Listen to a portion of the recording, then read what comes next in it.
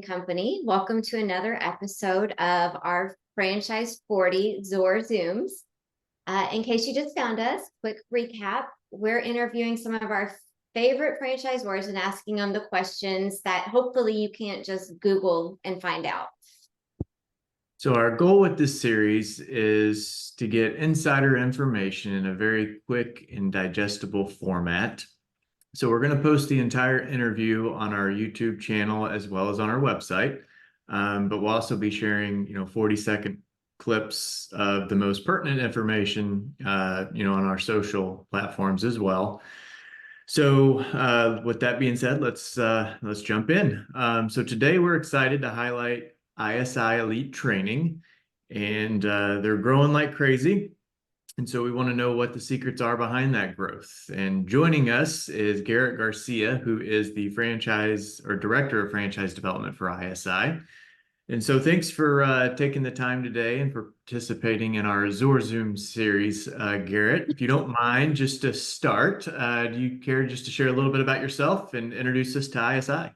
Yeah, of course. So, like you said, I'm the director of franchise development for ISI Elite Training. I've been with ISI a few months now, but I was with the a new brand. role, right? I'm sorry, I Yeah. didn't mean to interrupt you. No, go ahead.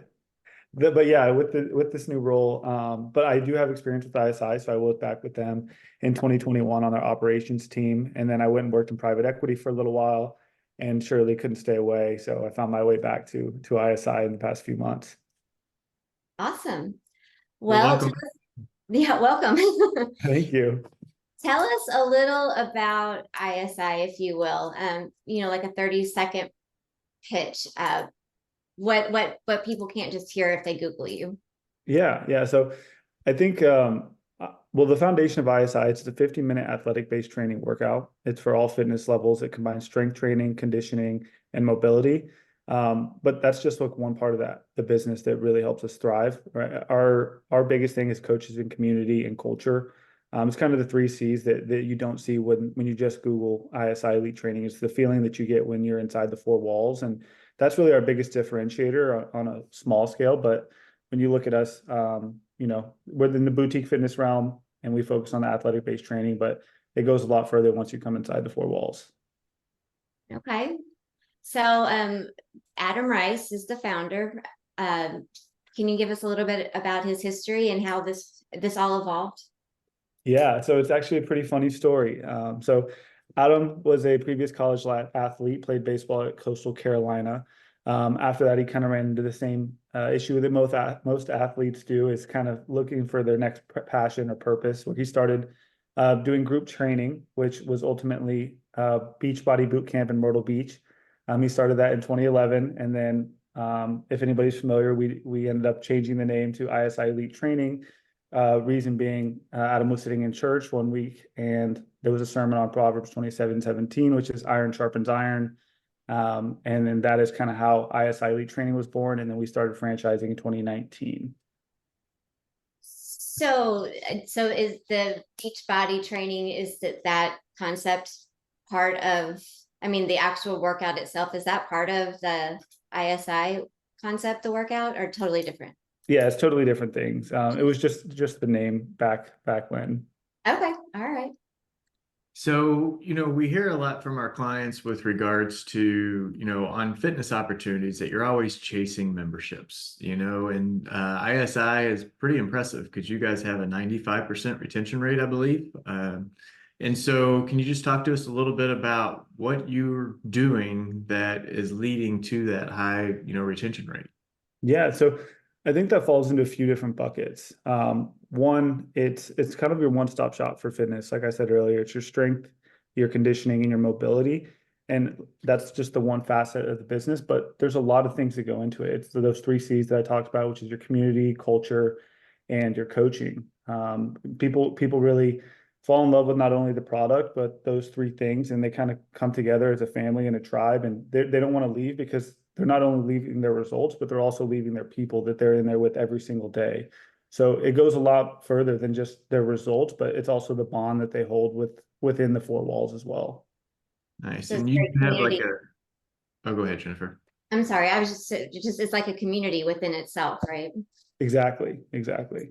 And you guys do have a pre-sale program, right? So prior to launch, you're out getting members signed up before you ever open the doors, right? Yeah, exactly. So that's really a big foundation for us to kind of start generating revenue day one and potentially be at break even or greater. We want to launch with all of our franchise partners being successful as day one because no one likes to keep funding a business after they open the door. So our goal is for them to build that foundation early and kind of be able to kickstart their entrepreneurship goals. So in talking about owners, what's the ideal fit for ISI? Does somebody need to come with a fitness background? Do they need to play sports, back when, or, who are you looking for to own one of these gyms?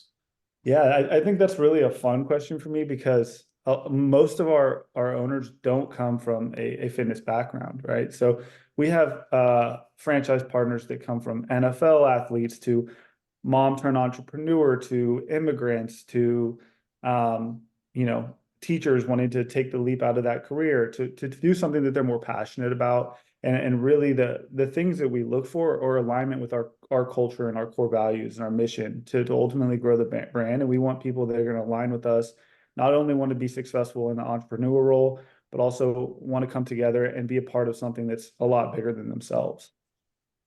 Love it. Um, back to the type of person you're looking for, is ISI okay with someone investing as a semi-passive owner and letting a general manager run the day-to-day? Yeah, that's actually a really common route that most of our franchise partners take. There's a lot of different facets you can go into, right? You can do the owner operator model, you can do semi-absentee, which is kind of what you're talking about. And it's very doable as long as I always tell everybody as soon as they start the process is you're going to be as successful as you can lead a team. If you can set expectation and if you can, hold people accountable, right? You're gonna be able to do that as a semi-absentee owner and kind of reap the benefits at the same time. What's the day to day for a semi-active owner? What is their role? I'm assuming that you want them to go through initial training and things, right? But then Mhm. once they turn the keys over to a general manager, like what are they doing behind the scenes or how involved are they, in the gym itself? Yeah, I mean, they can be as involved as they want, or they can be as little as involved as they want, right? I think that the day to day is: are you holding your staff accountable? Are you setting them up for success? Are you setting clear expectations of things that you need to do, of how to become successful? When it drills down to things that are like your KPIs, or are you checking in on your coaches, making sure that everybody's doing things up to not only their standard but the brand standard, and making sure that everything's firing at all on all cylinders. Gotcha. So we have a lot of clients and we talk about the fitness industry. And the biggest pushback that we get is that it's a very crowded space. That they see a lot of brands come and go, open and close. That doesn't seem to be the case with you guys, but why should our clients invest in the fitness industry in general, and then why ISI over other boutique concepts? Yeah, so I'll kind of take it back to 2020 when the whole world was kind of feeling that same pain, not only the boutique fitness industry, right?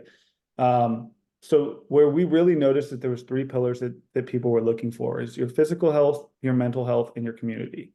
And fortunately for ISI is we hit all three facets of those, and a lot of fitness concepts do, but where you won't see us differentiate is you're not going to see ISI pour into technology. You're not going to see us replace human to human contact with the GIF on the wall of teaching somebody how to do a movement. ISI is really big on being able to form bonds and create that culture and get people the results they're looking for. It's taking things back to the basics of being able to create connection and build something more than just a place to go work out. Taking notes. This is great. Okay, awesome.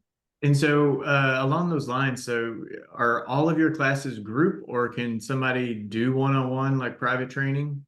Yeah, so all of our sessions are group-based training. They run multiple times throughout the day. Unfortunately, we don't offer the individualized training, but we do feel that if somebody is going to your group training, they're going to get the same benefits as if they were doing individual. I think it helps with the commitment part of it, right? Like you were saying before, you hold one another accountable. You don't want to leave your other people behind or out, right? Exactly. And our motto is we rise as one. That's one of our slogans and terms. And that ultimately falls to from headquarters down to our member base, right? So we want everybody to they're all in the same ship and all ships rise together. So twofold here. Can you talk about how many locations that you have open and operating, and then what has the average investment looked like for those owners so far?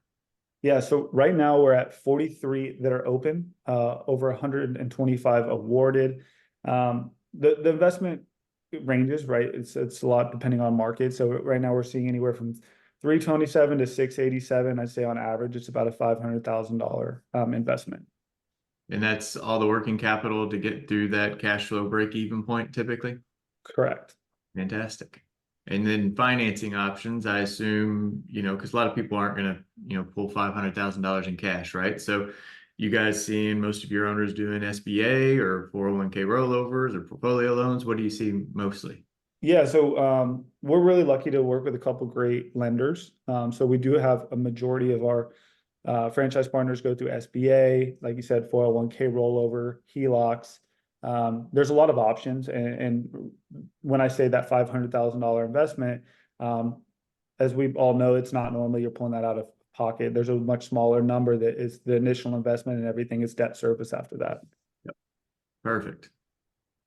What I heard a rumor, I think on one of your many emails, that your goal, the ISI's goal is 1,500 locations by a certain day. Am I correct, or am I remembering incorrectly? What's Yeah, your so like? What's your our 10-year goal is to be at 1,500 locations. I was right.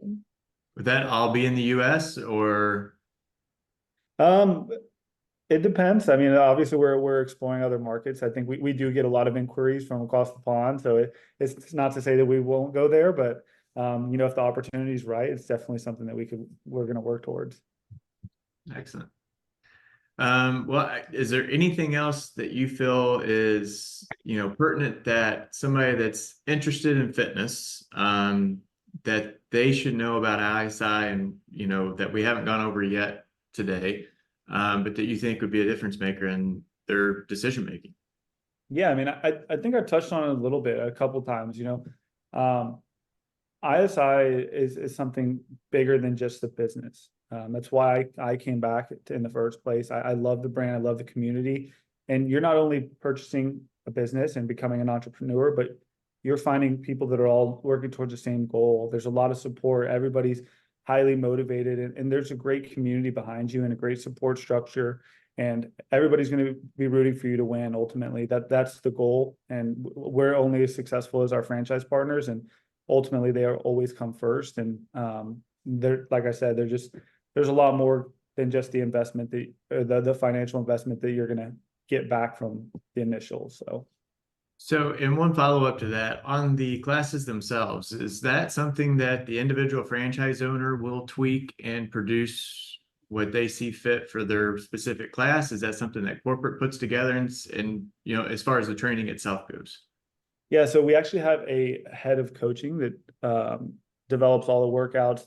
It gives them everything that they need to do. So most of the time, or that position is somebody who has very intensive background in the fitness community, fitness space, very understanding of how workouts should be developed. So all that is done prior to them even having to do it. All they have to do is pretty much plug and play. Because the Awesome. whole goal of the workout is to burn 1,000 calories in that 50 minutes, right? Up to 1,000 calories, yeah. Okay. Seems intense. It could be. It could be. All right. Well, I learned some new things about your brand that I took a lot of notes on. We're huge supporters, and we're excited to see the 1,500 locations within the next 10 years. And thank you for getting on here with us.